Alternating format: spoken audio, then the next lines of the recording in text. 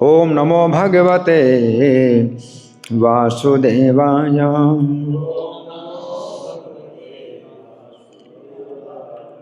ओम नमो भगवते वासुदेवाय।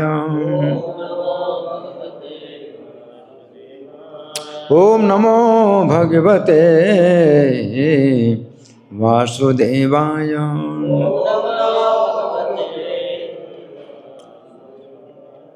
ग्रंथराज श्रीमद् भागवतम स्कंद 4 अध्याय 22। अध्याय का नाम है चारों कुमारों से महाराज पृथु की भेंट और श्लोक संख्या 28।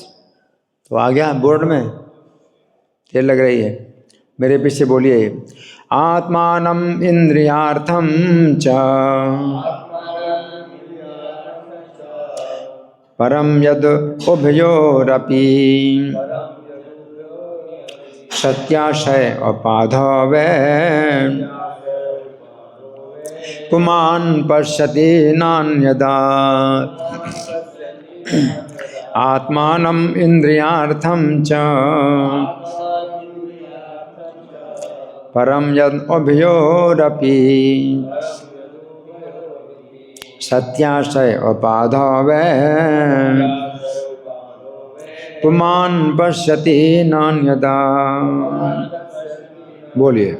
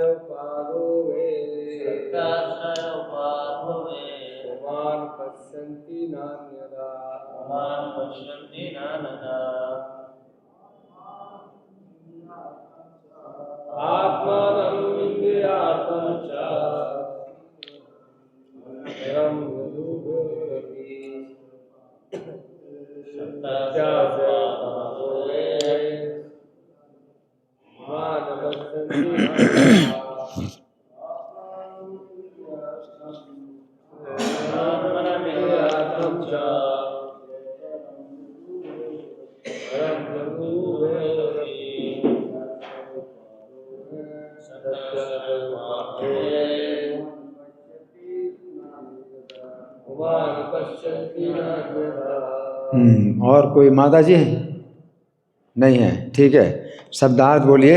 आत्मानम, आत्मा इंद्रिय अर्थम इंद्रिय तृप्ति हेतु च तथा परम दिव्य यत जो उभयोः दोनों अपि निश्चय ही सती स्थित होकर आशये भौतिक इच्छाएं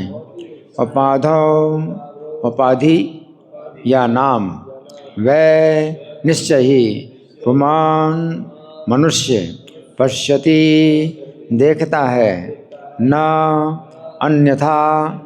अन्यथा नहीं। अनुवाद मेरे पीछे बोलिए। जब आत्मा इंद्रिय तृप्ति के हेतु रहता है तो वह नाना प्रकार की इच्छाएं उत्पन्न करता है, जिसके कारण उसको उपाधियां प्राप्त होती हैं। किंतु जब मनुष्य दिव्य स्थिति में रहता है तो वह श्री भगवान की इच्छाओं को पूरा करने के अतिरिक्त और किसी कार्य में रुचि नहीं दिखाता। तो अब हम तात्पर्य पढ़ने से पहले समझेंगे, इस श्लोक को समझेंगे। ये श्लोक कौन कह रहे हैं? चार कुमार श्लोक कह रहे हैं। तो चार कुमार चारों बोल रहे हैं श्लोक एक साथ, क्या उनमें से कोई एक बोल रहा है? एक, तो एक कौन है? हैं? अब आप देखेंगे अगर कि कहाँ से शुरू हुआ है, तो सनत कुमार उवाच, श्लोक संख्या 18 से प्रारंभ हुआ है। सनत कुमार उवाच, तो 4 कुमारों में से सनत कुमार हैं। 4 कुमारों के नाम हाथ उठाइए, कौन बताएगा? 4 कुमार के नाम कौन बताएगा? हाँ बोलो। पहला सनातन हाँ पहला, हाँ पहला क्या है? हाँ क्या सनत?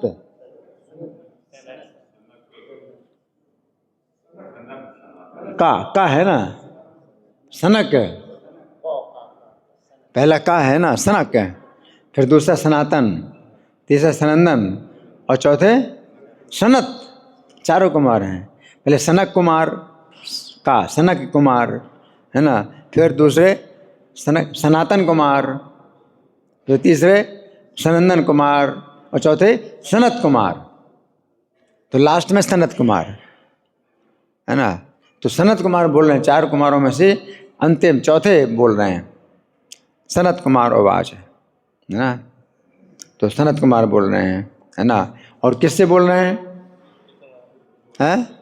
पृथु महाराज से बोल रहे हैं। और पृथु महाराज अकेले हैं, कोई और उनके साथ है? पूरी प्रजा भी है, पूरी प्रजा को भी बोल रहे हैं, है ना।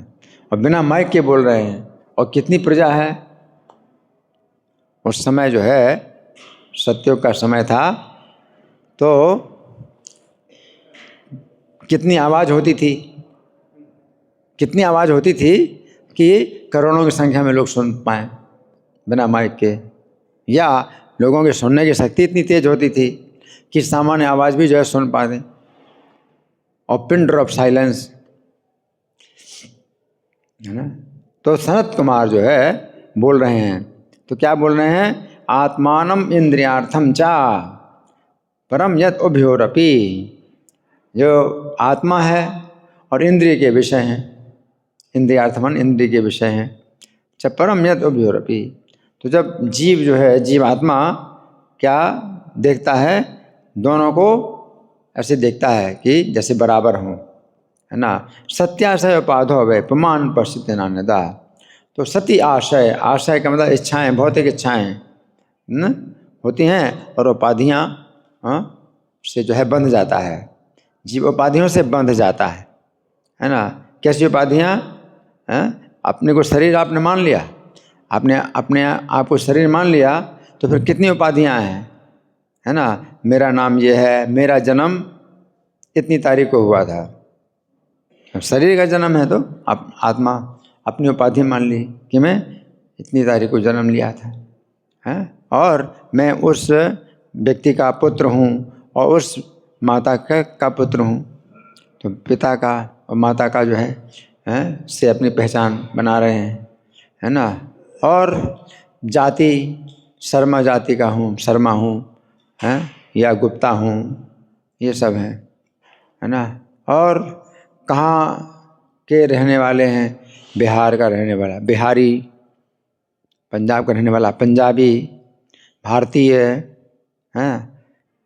और यहाँ मनुष्य जो बताया ना, मनुष्य नहीं है, अंग्रेजी में तो वन है, वन मतलब व्यक्ति, तो वो मनुष्य नहीं है। जैसे कुत्ता है तो अपने को कुत्ता समझ रहा है, बिल्ली है, तो जो भी जीव है शरीर से बंधा हुआ, अपनी पहचान जो है अपनी उसी शरीर के साथ करता है। तो कई उपाधियाँ हैं उसकी हो जाती हैं, है ना। पुमान पश्यति, हैं, तो बहुत सी उपाधियाँ उसकी हो जाती हैं, ना अन्यथा है, अन्यथा ऐसा नहीं होता है। तो यहाँ प्रभुपाद जो है अनुवाद में कुछ बातें जोड़ रहे हैं, इस श्लोक में नहीं है लेकिन प्रभुपाद अनुवाद में जोड़ रहे हैं। क्या है? कि किंतु जब मनुष्य ना बोल करके हमें पढ़ना है व्यक्ति या जीव, मनुष्य नहीं है, व्यक्ति या जीव, है ना। तो केवल मनुष्य के लिए नहीं है ये बात, किसी जीव के लिए भी है। और किसी जीव को पशु योनि में भी ज्ञान हो सकता है। तो मनुष्य जो अनुवाद जो दिया गया, जहाँ भी मनुष्य दिया गया अनुवाद, वो सही नहीं है, वो जीव के लिए है, जीवात्मा के लिए है। अंग्रेजी में अगर देखेंगे तो मनुष्य नहीं है। हाँ, किंतु जब जीव दिव्य स्थिति में रहता है तो वो श्री भगवान की इच्छाओं को पूरा करने के अतिरिक्त और किसी कार्य में रुचि नहीं दिखाता, है ना। तो इच्छाएं क्यों पैदा होती हैं? अपनी इच्छाएं, मुझे अपनी इच्छाएं पूरी करनी है। तो अपनी इच्छाएं कहाँ क्यों पैदा होती हैं? जब आत्मानम इंद्रियार्थम चा परम, दोनों को परम मान लेता है वो, इंद्रिय के विषयों को भी जो है परम मान लेता है कि मतलब ये भी दिव्य हैं। तो आत्मा जैसे दिव्य है, इंद्रिय के विषय भी दिव्य हैं, उसने मान लिया। जबकि इंद्रिय के विषय दिव्य नहीं है। ये जो है इंद्रिय के विषय क्या हैं? इनमें राग द्वेष रहता है, जो कि हमारे शत्रु हैं। हम सुनने प्रभुपाद तात्पर्य में क्या लिखते हैं। श्रील प्रभुपाद की जय। भौतिक इच्छाओं से आच्छादित होने के कारण आत्मा को विशेष प्रकार के देह की उपाधियों से ढका हुआ माना जाता है ना। तो ये उपाधियाँ कैसे आती हैं? भौतिक इच्छाएं। और भौतिक इच्छाएं क्यों आती हैं? जब शरीर जो इंद्रिय के विषय हैं और जीवात्मा है, उन दोनों को ही क्या मान लेता है? वो दिव्य मान लेता है।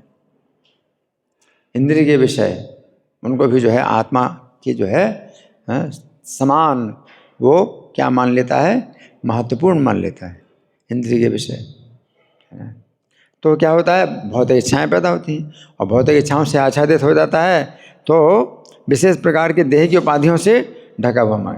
तो क्या होता है कि देह में अपनी पहचान करता है, और जब देह में अपनी पहचान करता है तो फिर कितनी उपाधियाँ हो जाती हैं?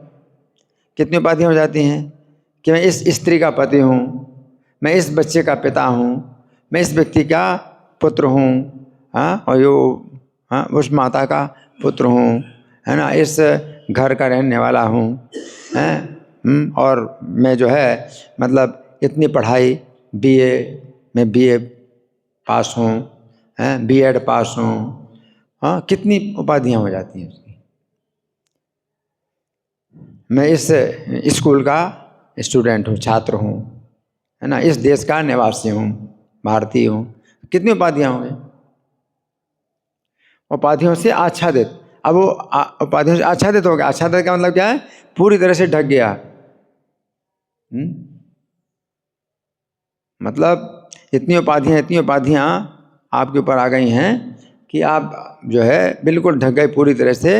अब आप अपने को देख ही नहीं सकते, अपने को समझ ही नहीं सकते, है ना।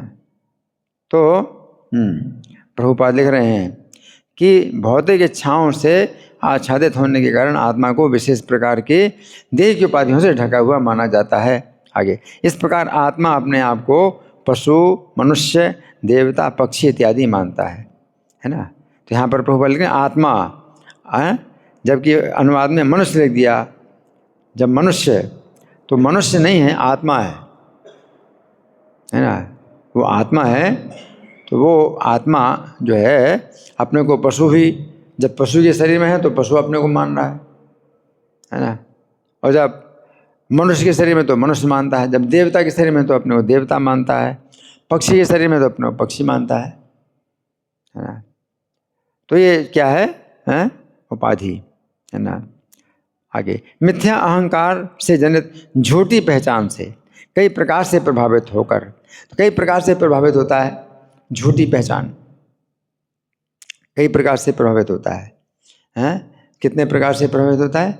कई प्रकार से प्रभावित होता है। अपनी पहचान कई प्रकार से करता है ना। जब किसी को कोई परिचय आपका पूछता है कि ये आपका परिचय क्या है ना, तो आप बताते हैं ये मेरा परिचय है। तो उस परिचय में जो है बहुत सी झूठी उपाधियाँ होती हैं कि लंबाई कितनी है? 4 फुट 2 इंच लंबाई है,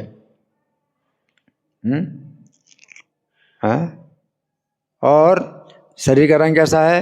गोरा है, गेहुआ है, काला है, सांवला है, शरीर का रंग ये है ना। तो इस प्रकार की कई उपाधियाँ हैं, है ना। तो यहाँ प्रभुपाद लिख रहे हैं कि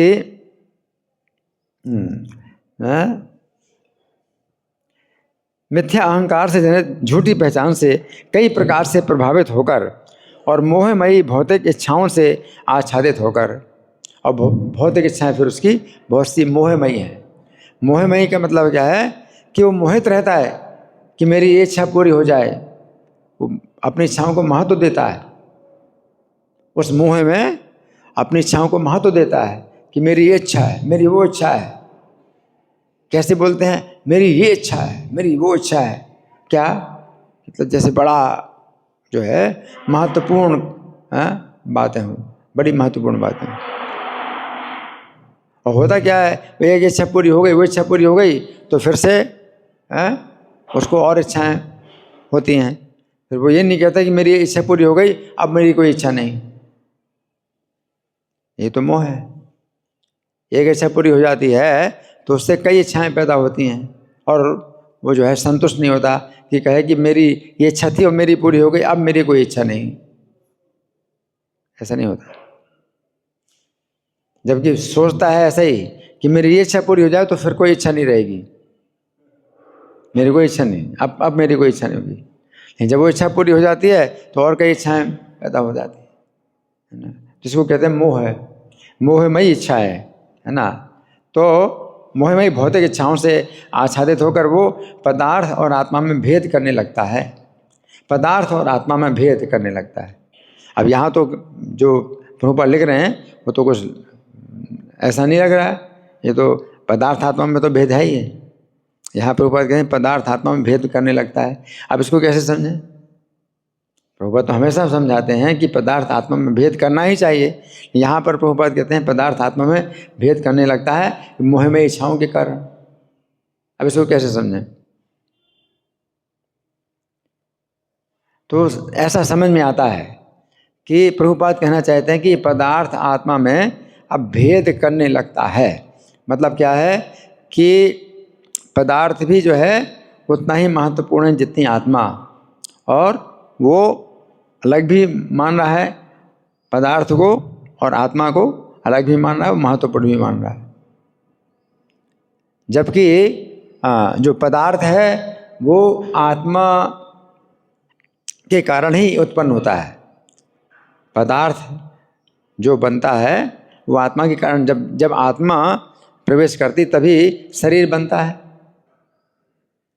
जैसे आत्मा जो है पिता के वीर से के सहारे माता के गर्भ में जाता है, तो वीर और जो है रज का मिश्रण होता है, कलल, उसमें आत्मा पहुंच गई तो फिर शरीर बनने लगा। तो पदार्थ जो है बनता कैसे है? आत्मा की उपस्थिति में। आत्मा अगर ना हो तो वीर और रज का मिश्रण होगा, कलल होगा, लेकिन शरीर नहीं बनेगा। तो आत्मा से ही पदार्थ बनता है, अलग नहीं है। यहाँ भेद करने लगता है कि आत्मा पदार्थ में भेद हो गया। क्या, किस प्रकार का भेद? दोनों बराबर हैं और अलग अलग स्वतंत्र रूप से। पदार्थ अपने आप में स्वतंत्र है ही नहीं। जैसे ही आत्मा निकल जाएगी पदार्थ से तो पदार्थ क्या हो गया? अमृत हो गया, शरीर। जैसे ही आत्मा आती है तो शरीर बनता है, और आत्मा चली जाती है तो शरीर नष्ट हो जाता है। तो पदार्थ जो है आत्मा से अलग नहीं है, आत्मा से ही उत्पन्न होता है। आत्मा निकल जाए, आत्मा के बिना पदार्थ नष्ट हो जाता है शरीर। लेकिन वो क्या सोचता है? आत्मा पदार्थ में भेद है, या आत्मा जितनी महत्वपूर्ण उतना शरीर भी महत्वपूर्ण है, और ये शरीर भी क्या है? आत्मा के जो है तरह ये भी क्या महत्वपूर्ण है ना। तो यहाँ प्रभुपाद जो बता रहे हैं कि भौतिक इच्छाओं से आच्छादित होकर वो पदार्थ आत्मा में भेद करने लगता है। जब, फिर यहाँ मनुष्य कहा, मनुष्य नहीं होना चाहिए, जब व्यक्ति या जब जीव इस प्रकार के भेदभाव से रहित होता है, तब पदार्थ तथा आत्मा में कोई अंतर नहीं रह जाता। अब यहाँ पर प्रभुपाद कहें पदार्थ आत्मा में कोई अंतर नहीं रह जाता, मतलब ज्ञान है ये। तो यहाँ पर जो प्रभुपाद के शब्द हैं वो ऐसे लग रहे हैं कि जैसे उल्टे लग रहे हैं। यहाँ पर प्रभुपाद कहते हैं कि पदार्थ आत्मा में कोई भेद नहीं रह जाता, तो ये तो अज्ञान है। यहाँ पर प्रभुपाद कहते हैं ये ज्ञान की स्थिति, पदार्थ आत्मा में भेद नहीं रह जाता, है ना, है पदार्थ आत्मा में कोई अंतर नहीं रह जाता है, तो इसको समझना पड़ेगा ना। पदार्थ आत्मा में अंतर नहीं रह जाता, मतलब किस प्रकार से अंतर नहीं रह जाता कि पदार्थ क्या है, आत्मा के जो है कारण ही ये बनता है, और आत्मा अगर ना रहे तो चला जाए तो पदार्थ नष्ट हो जाता है। तो इसलिए मतलब ये अलग नहीं है, आत्मा से अलग नहीं है पदार्थ। पदार्थ जो बनता है ये आत्मा का एक भव रोग है, रोग।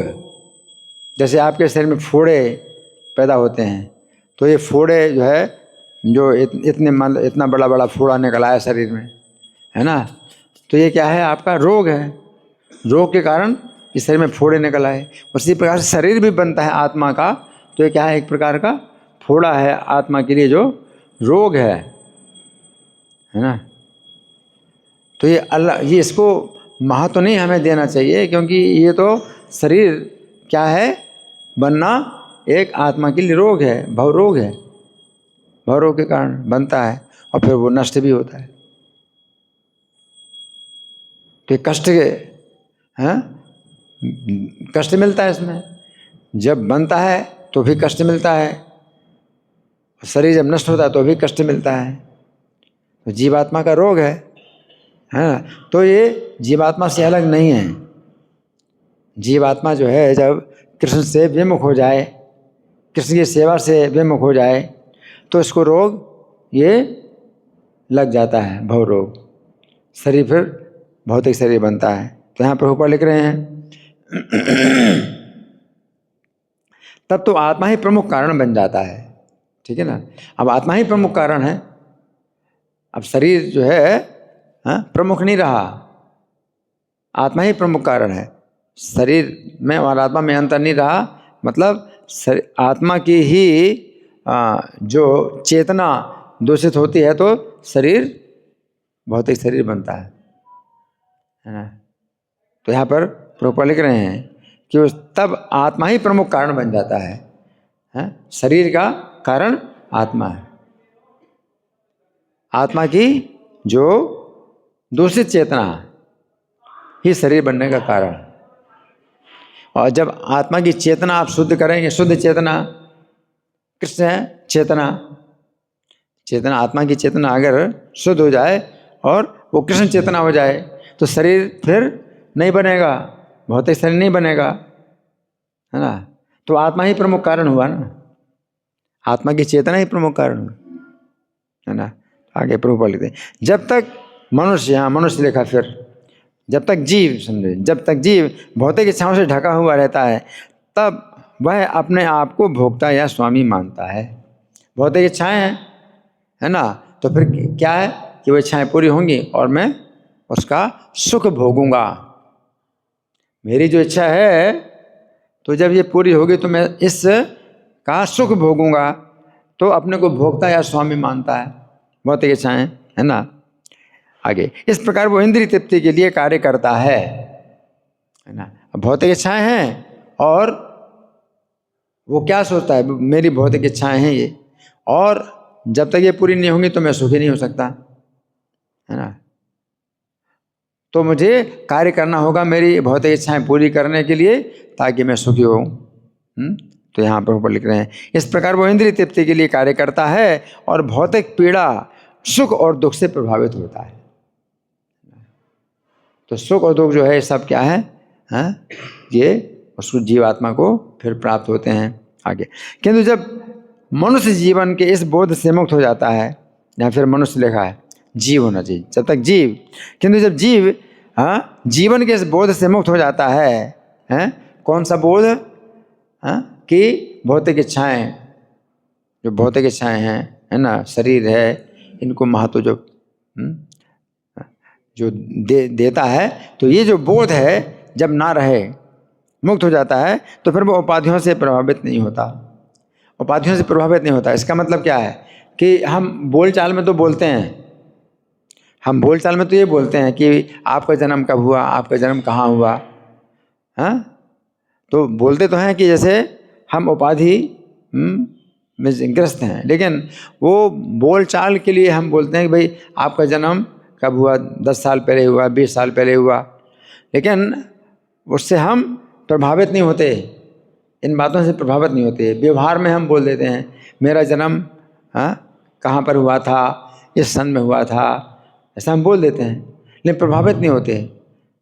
हृदय के अंदर जो है वो बात अंदर बैठी रहती है, क्या कि शरीर का जन्म हुआ था। मैं बोल चाल में बोलता हूँ मैं कि मेरा जन्म हुआ था, मेरा जन्मदिन है, मैं बोलता हूँ मेरा आज जन्मदिन है, लेकिन अंदर ही अंदर वो ज्ञान रहता है कि जन्म जो है शरीर का है, आत्मा का जन्म नहीं है।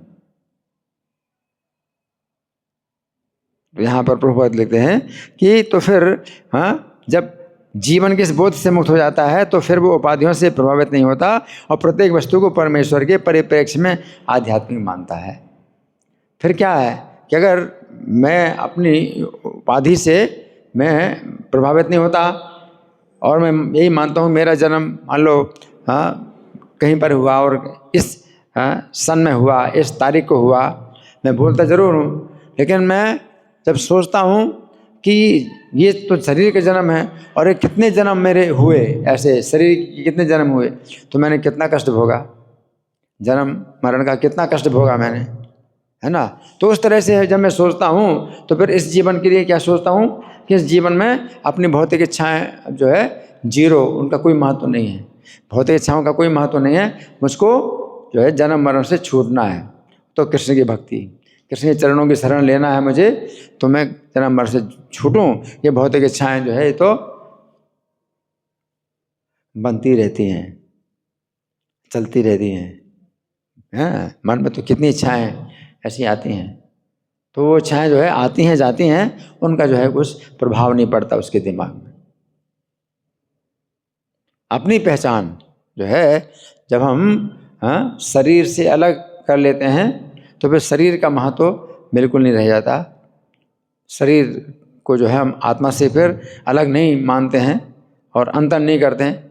शरीर को आत्मा से हम अंतर नहीं देखते, बल्कि शरीर क्या देखते हैं, आत्मा का एक क्या है, बीमारी है जो शरीर बना, है ना। तो यहाँ पर प्रभुपाद लिख रहे हैं वो प्रत्येक वस्तु को परमेश्वर के परिप्रेक्ष्य में आध्यात्मिक मानता है। तो प्रत्येक वस्तु परमेश्वर के परिप्रेक्ष्य में है, मतलब जो मुझे रोग भी प्राप्त हुआ, ये भवरोग भी जो मुझे प्राप्त हुआ है, तो परमेश्वर के ही कारण है कि परमेश्वर से मैं विमुख हुआ, परमेश्वर के सेवा से मैं विमुख हुआ, तो ये भौतिक रोग भवरोग मुझे प्राप्त हुआ।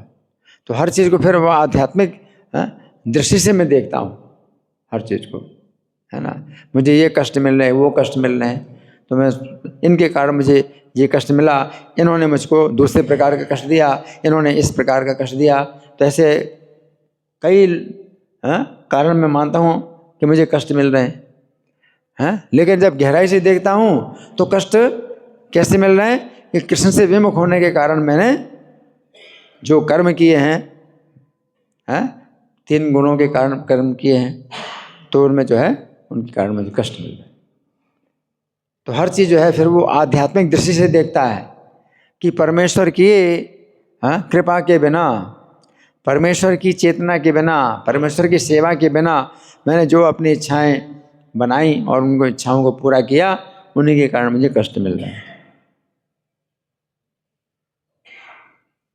अब ये भी है कि कष्ट मिल रहा है तो कभी ये भी देखना पड़ता है कि मान लो ये मुझे कष्ट दे रहे हैं, तो ठीक है, मेरे कर्मों के कारण जो कष्ट मिलना था वो मुझे मिल रहा है, लेकिन ये जो मुझे कष्ट दे रहे हैं तो ये भी अपना कर्म बना रहे हैं। तो इस तरह से भी देखना होता है कि भाई मुझे इनकी निंदा करनी पड़ती। जैसे तो पांडवों को जो है दुर्योधन ने जितना कष्ट दिया, तो उसमें क्या वो देखते हैं कि अपने कर्मों के कारण तो हमें कष्ट मिल रहा है, लेकिन ये जो दुर्योधन ने जो अपना और कर्म बना लिया, दुर्योधन ने अपना और कर्म बना लिया, तो ये जो है निंदा, इस प्रकार से निंदा भी होती है। किसी ने किसी की हत्या कर दी, है ना, तो जिसकी हत्या हुई तो उसकी तो हत्या होनी थी, तो कर्म के अनुसार ही उसकी हत्या हुई। लेकिन जिसने हत्या की उसने अपना और कर्म बना लिया, क्योंकि अनुचित कारण से उसने हत्या की। तो इस तरह से हम किसी की भी निंदा करते हैं तो वो भी आध्यात्मिक परिप्रेक्ष्य में ही करते हैं। यहाँ पर प्रभुपाद लिख रहे हैं कि परमेश्वर के परिप्रेक्ष्य में तो भगवान कृष्ण स्वयं भी दुर्योधन की निंदा करते थे। भगवान कृष्ण भी पांडवों के साथ दुर्योधन की निंदा करते थे, हैं? तो निंदा भी होती है, हालांकि अपने कर्म है।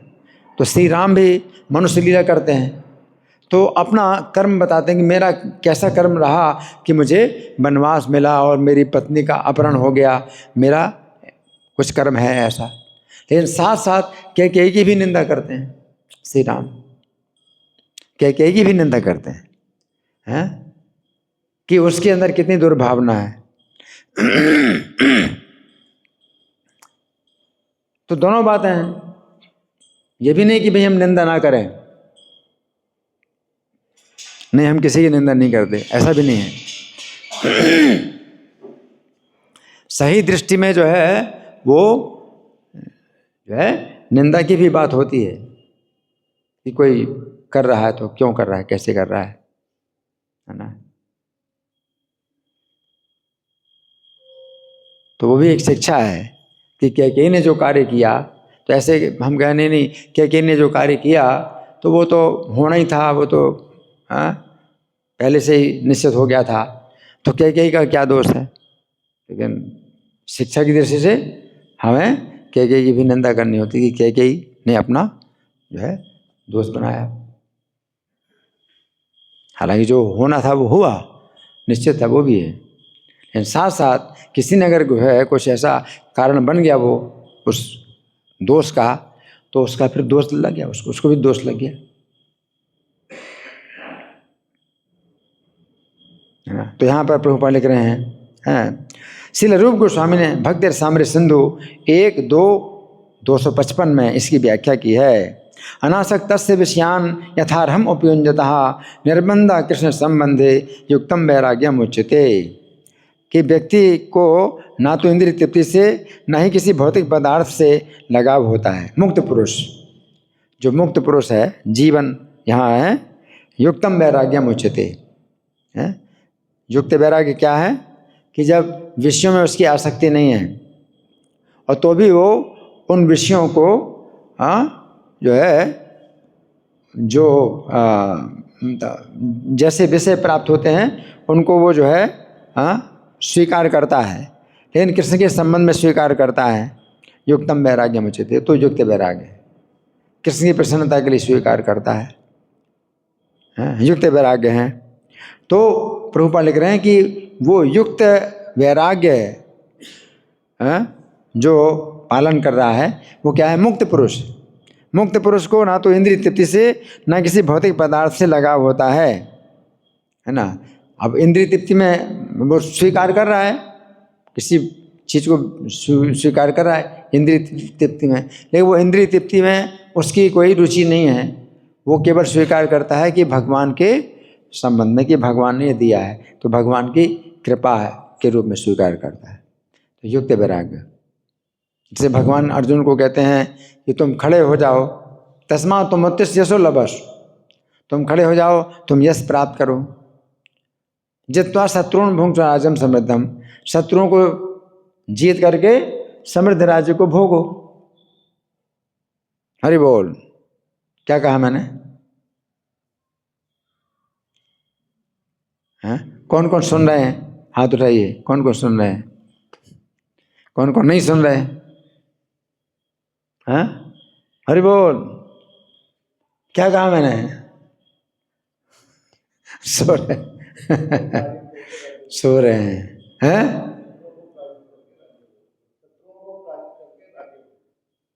हाँ, तो भगवान अर्जुन से कहते हैं शत्रुओं को पराजित करके राज्य भोगो, है ना।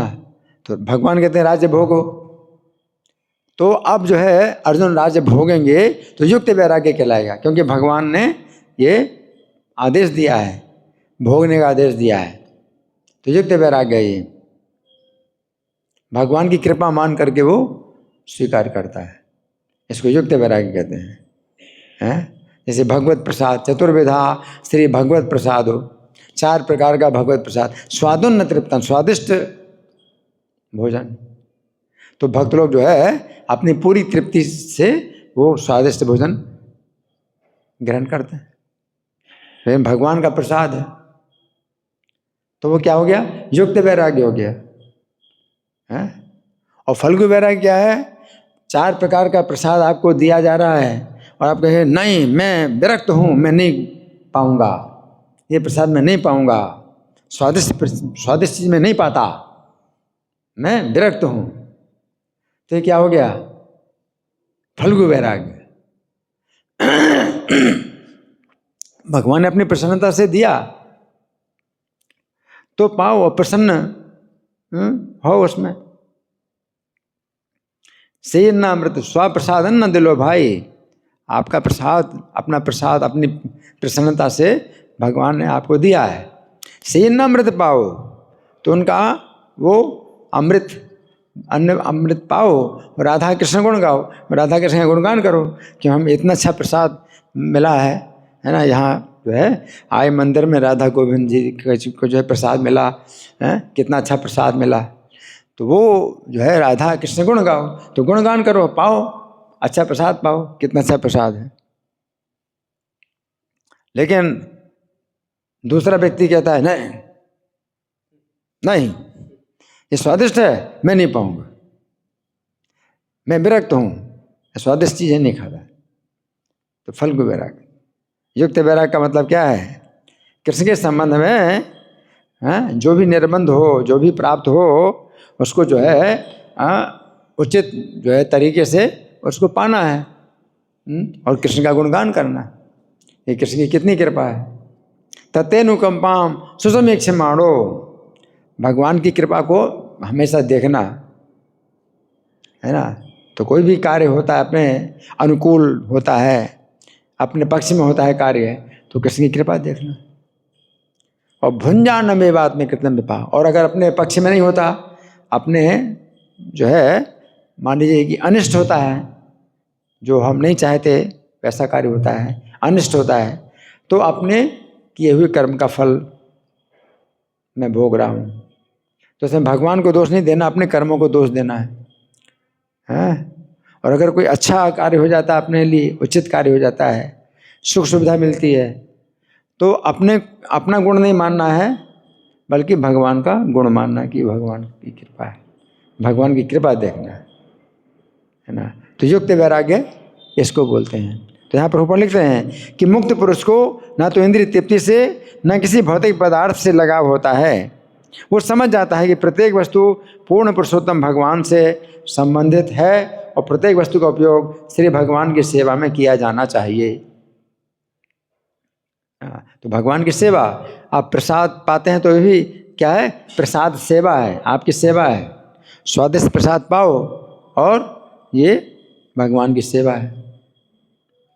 और आप नहीं पाते, मैं तो विरक्त हूँ, स्वादिष्ट चीज नहीं पाता है ना, तो क्या है, ये सेवा से विमुख, आप भगवान की सेवा से विमुख हो गए है ना। तो यहाँ पर प्रभुपाद लिख रहे हैं कि प्रत्येक वस्तु का उपयोग श्री भगवान की सेवा में किया जाना चाहिए है ना। प्रसाद है ना, बर्बाद नहीं करना प्रसाद, उपयोग है ना, यूटिलिटीज प्रिंसिपल। तो प्रसाद का उपयोग है ना भगवान की सेवा में, तो बांटो प्रसाद, वितरण करो प्रसाद का। आगे फल तब वो किसी भी वस्तु का त्याग नहीं करता, उसके लिए किसी भी वस्तु को त्यागने का प्रश्न नहीं उठता, क्योंकि परमहंस जानता है कि किस प्रकार प्रत्येक वस्तु को श्री भगवान की सेवा में लगाया जाए। अब हम लोग जो है हर वस्तु को भगवान की सेवा में नहीं लगा पाते हैं, तो फेंकना पड़ता है ना। लेकिन जो परमहंस हैं वो जानते हैं, प्रभुपाद हर व्यक्ति को भगवान की सेवा में लगाते हैं, किसके पास कैसी योग्यता है तो भगवान की सेवा में लगाते थे। आगे मूलतः प्रत्येक वस्तु आध्यात्मिक है, कुछ भी भौतिक नहीं है। श्री चैतन्य चरितामृत मध्य लीला 8:274 में भी कहा गया है कि महाभागवत में कोई भौतिक दृष्टि नहीं होती। स्थावर जंगम देखे न देखे तार मूर्ति, सर्वत्र है निज इष्ट देव स्फूर्ति। यदि वो वृक्षों, पर्वतों, अन्य जीवों को यहाँ वहाँ देखता है, किंतु वो उन्हें परमेश्वर के सृजन के रूप में देखता है। इस संदर्भ में वो केवल सृष्टा को देखता है, सृजित को नहीं देखता। मतलब जो कुछ भी है आप देख रहे हैं तो ये भगवान की जो है वस्तु है, भगवान के अधिकार में है। हर चीज़ भगवान के अधिकार में है, भगवान की सृष्टि है ना। तो भगवान की जो है वो क्या है, भगवान सृष्टा है, भगवान का ही जो है अधिकार है, भगवान का ही हर चीज़ जो है उनके नियंत्रण में है। ये देखना है, ये नहीं देखना कि भाई मैं इस चीज़ को कैसे भोग सकता हूँ, इस चीज़ को कैसे भोग सकता हूँ, ऐसा नहीं सोचता आगे। और इस संदर्भ में वो केवल सृष्टा को देखता है, सृजित को नहीं। दूसरे शब्दों में वो सृजित तथा सृष्टा में कोई अंतर नहीं देखता, है ना। सृजित और सृष्टा, सृजित का मतलब जो बने हुई चीज़ है, जैसे ये चीज़ है करताल है ना, तो ये सृजित है, बनाई गई है। और सृष्टा अगर कहें भाई किसने बनाई करताल, तो अंत में सृष्टा भगवान ही होते हैं कि भगवान ने ही बनाई। जिसने भी बनाई उसको भी भगवान ने बुद्धि दी, इतनी शक्ति दी, तो आखिरकार ये करताल भी किसने बनाई, भगवान ने बनाई, है ना। गहराई से देखें तो हर चीज़ भगवान ने बनाई है। ये टेबल है, ये किताब है, छापी है ना, भगवान ने छापी। कि जो भी व्यक्ति छापने वाला है उसको भी शक्ति मिली, बुद्धि मिली, है ना, देखने की शक्ति, सुनने की शक्ति, वो सब तो भगवान से। तो भगवान ही तो है आखिर क्या है, सृष्टा है ना। तो कोई भी चीज़ वो देखता है तो भगवान की जो है द्वारा ये बनाई गई है और भगवान के ही द्वारा ये नियंत्रित है और नष्ट भी होती है तो भगवान के द्वारा ही नष्ट होती है। ये भौतिक संसार अनित्य है लेकिन तो भी सब कुछ भगवान के द्वारा ही बनता है और चलता भी है और नष्ट भी होता है। तो भगवान ही सृष्टा भी हैं और पालक भी हैं और क्या है, संघर्ता। भगवान ही सृष्टा भी हैं, सृष्टि करने वाले, पालन करने वाले, संहार करने वाले भगवान ही हैं। तो वो भगवान को इस प्रकार से हर चीज़ में देखता है, हर चीज़ में भगवान को देखता है ना। आगे दूसरे शब्दों में वो सृजित और सृष्टा में कोई अंतर नहीं देखता, है ना। तो हर चीज़ में जो है भगवान का हाथ देखता है, चाहे ये देखेगा, हर चीज़ देखे, है ना। और वो प्रत्येक वस्तु में पूर्ण पुरुषोत्तम भगवान के दर्शन करता है। वो प्रत्येक वस्तु में भगवान श्री कृष्ण को और भगवान श्री कृष्ण में प्रत्येक वस्तु को देखता है। यही एकता है, इस प्रकार की एकता है ना। तो यहाँ पर जो है, जो श्लोक में उन्होंने कहा, सनत कुमार ने कहा कि वैपमान पश्यति नान्यदा, कि वो जो है तब अलग देखता है जब व्यक्ति इंद्रिय तृप्ति के विचार होते हैं उसके दिमाग में, तो वो फिर क्या सोचता है कि इंद्रिय के विषय हैं, उनमें राग द्वेष, इंद्रियों में राग द्वेष भरा है, हमारी इंद्रियों में राग द्वेष भरा है। जब मैं किसी चीज़ को देखता हूँ तो ये चीज़ मेरे काम की है कि नहीं है, तो मैं सोचता हूँ मेरे काम की है, तो मैं ले लूँ, राग पैदा हुआ है। और मेरे काम की नहीं है तो द्वेष, राग द्वेष पैदा होता है ना। तो राग द्वेष हर चीज़ में भगवान का हाथ नहीं देखता कि भगवान के अधिकार में है। वो सोचता है कि जो भी चीज़ जो है मेरे जो है इंद्रिय तृप्ति के लिए हो तो मैं इसको ले लूँ, और उसमें राग के कारण जो है वो उसको लेता है, चोरी करता है, छीनता है। और द्वेष होता है तो द्वेष, किसी से द्वेष होता है है ना, उस चीज़ से द्वेष होता है तो उसको नहीं लेता। तो राग द्वेष,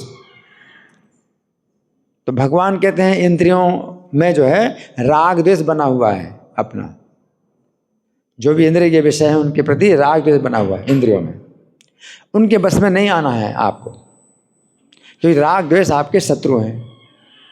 आध्यात्मिक मार्ग में राग द्वेष आपके शत्रु हैं, ये दो शत्रु हैं। लेकिन जो व्यक्ति अपने को शरीर समझ रहा है तो अपनी पहचान उस राग द्वेष में भी अपनी पहचान कर रहा है कि मैं ही रागी हूं, मैं ही द्वेषी हूं, जबकि राग द्वेष इंद्रियों में है, आपको आपके शत्रु हैं। लेकिन वो राग द्वेष में आप अपनी पहचान कर रहे हैं कि मैं ही जो है ये कभी किसी चीज़ को पसंद करता हूँ, किसी चीज़ को नापसंद करता हूँ, ये मैं ही हूँ। जबकि ये कार्य किसका है? आपका कार्य नहीं है, इंद्रियों का कार्य है, इंद्रियों में है राग। अपनी पहचान कर रहे हैं आप उसमें। लेकिन अगर आप समझेंगे कि ये राग द्वेष ये इंद्रियों में है, मेरे अंदर नहीं है, तो मुझे राग द्वेष के वशीभूत नहीं होना चाहिए, ये मेरे शत्रु हैं। राग द्वेष होता है लेकिन तो भी राग द्वेष के वशीभूत नहीं होना है, बने रहेंगे। लेकिन आपको क्या करना है? उसके अनुसार कार्य नहीं करना है, कि राग और द्वेष के अनुसार कार्य नहीं करना है ना। तो यहाँ पर प्रभुपाद का तात्पर्य समाप्त हुआ है ना। इस श्लोक का हिंदी पद्यानुवाद मैं पढ़ के सुनाता हूँ। जब तक अंतःकरण के रूप में उपाधि है ये बनी हुई, जब तक अंतःकरण के रूप में उपाधि है ये बनी हुई, तब तक जीवात्मा को इंद्रिय विषय में अहम की अनुभूति हो रही, तब तक जीवात्मा को इंद्रिय विषय में अहम की अनुभूति हो रही है ना। तो ये अहम जो है कि इंद्रिय विषयों को जो है मैं भोगूं, है, ये जो इंद्रियां हैं तो इनमें अपनी पहचान कर रहा है व्यक्ति, है ना, और इंद्रिय विषयों में अपनी जो है पहचान कर रहा है। तो इस तरह से जो है वो शरीर में जब अपनी पहचान करता है तो इस तरह से फिर वो जो है अपनी पहचान इंद्रिय विषयों में करता है, और वो इसके अलावा कुछ सोच नहीं सकता, शरीर से अलग अपने को समझ नहीं पा रहा। ठीक है, अब किसी का कोई प्रश्न है, कोई चर्चा, या मैं प्रश्न करूं? जी।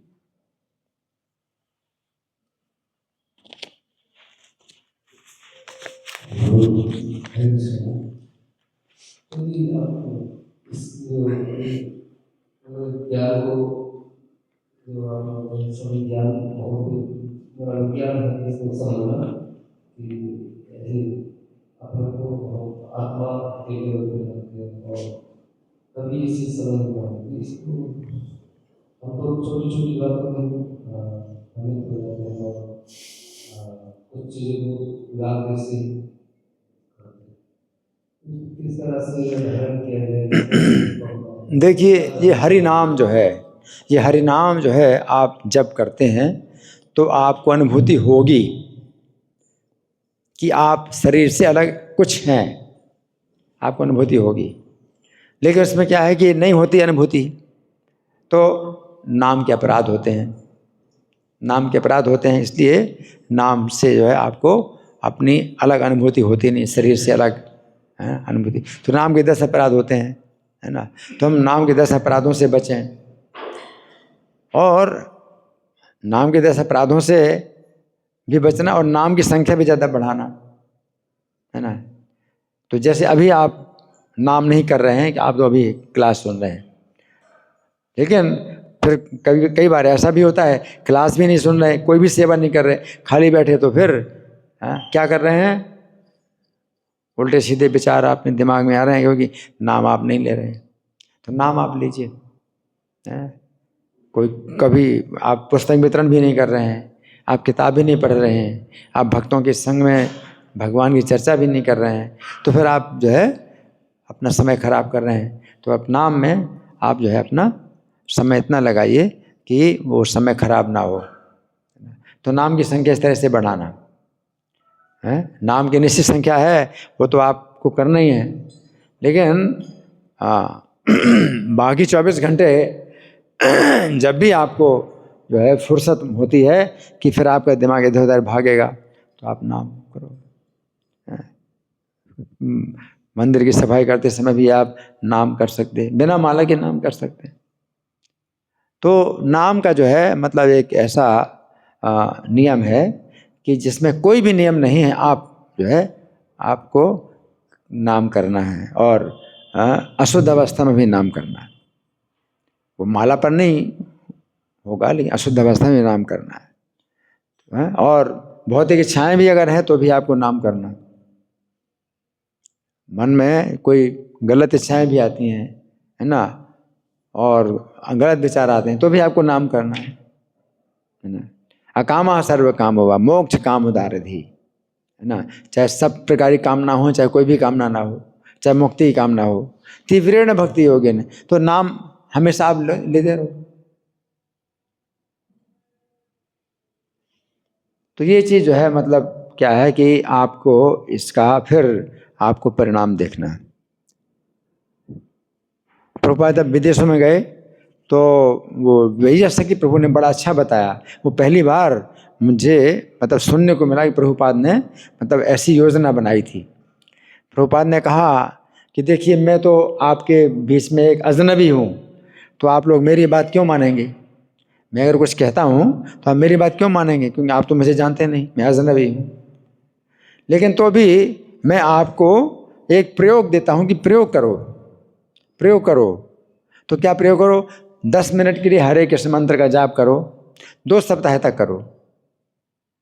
2 सप्ताह तक हरे कृष्ण मंत्र का 10 मिनट की जाप करो, है ना। और आप देखो कि आप अपने को शरीर से कुछ अलग महसूस करते हैं कि नहीं करते। तो ये आप देखो, है ना।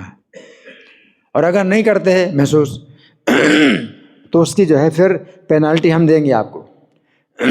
आप जो है दोपहर में 1 से 2 बजे आप जो है फ्री में आप प्रसाद ग्रहण करो। फिर प्रभुपाद ने कहा अगर आपने ऐसा किया और नहीं हुआ तो फ्री में आप जो है हमेशा के लिए आपको फ्री में प्रसाद मिलेगा।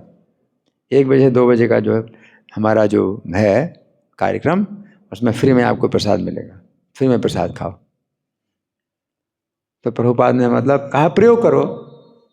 हाँ, अब यहाँ पर कुछ भी नाम का केवल आपको जप करना है। अभी भगवान के रूप का भी जो है वो नहीं है। भी आप रूप का विचार करोगे, नाम कर रहे तो उसमें भगवान का रूप आएगा, ऐसा भी कुछ नहीं है।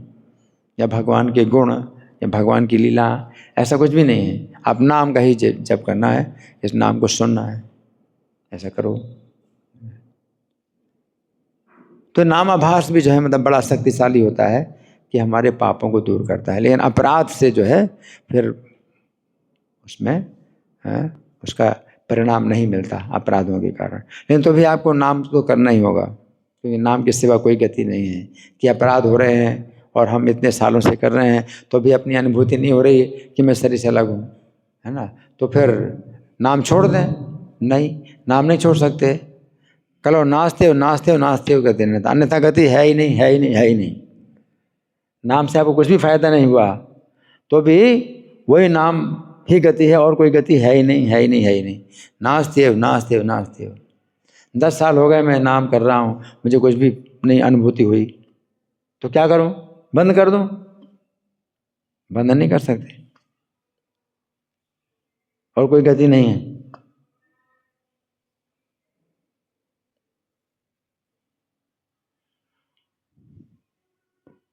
वो इधर मेडिटेशन जाओ, इधर मेडिटेशन जाओ, ये करो वो करो, कुंडलिनी जागरण करो, ये करो वो करो, कितने हैं?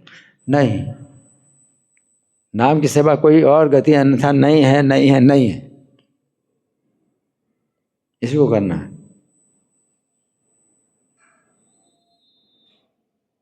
ठीक है ना। हरि बोल। ग्रंथराज श्रीमद् भागवतम की जय, श्रील प्रभुपाद की जय। हरे कृष्णा। हरे कृष्णा कृष्णा कृष्णा हरे हरे, हरे राम राम राम हरे हरे। तो हम सब बहुत श्रद्धा प्रकट करते हैं। स्वागत और धन्यवाद दोनों एक साथ और कमें और बहुत ही अच्छा सरल तरीके से और सरल उपाय बताया जाता है कि कैसे अपने शरीर से अलग कब महसूस कर सकते हैं। तो रोहित जैसे भक्त जो इतने सालों से इस प्रयोग को कर रहे हैं, सफल प्रयोग कर रहे हैं, वही हमें अपने अनुभव के माध्यम से इस सफलता को प्राप्त